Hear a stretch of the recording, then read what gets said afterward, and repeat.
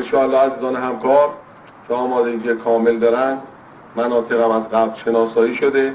مجرمین که در واقع همون اراذل و اوباش هستن امشب که باید باشون برخورد بشود با اقتدار، همه دوستان آمادگی لازم رو داشته باشن که برخورد لازم با این افراد بشود. انشاءالله هماهنگی لازم با مجموعه محترم قضایی به عمل اومده. با حول و قوه الهی پس از برخورد واگذار میشن این افراد به مجموعه پلیس امنیت و بعد از اون راهی محاکمه قضایی میشن.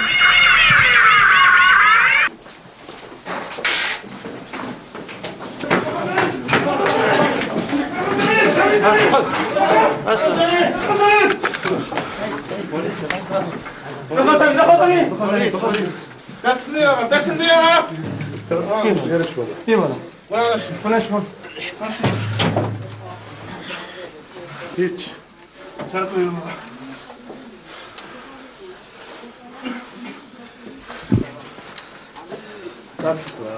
روزای محمود بسم الله الرحمن الرحیم.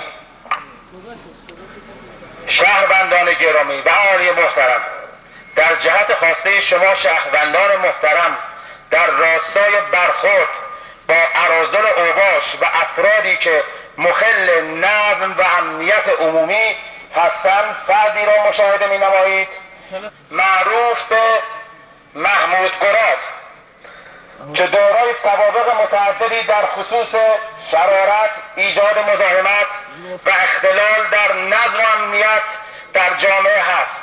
لذا نام برده به جهت عبرت معدود افراد متخلف در محل وقوع جرم به رؤیت اهالی محترم رسانده می شود.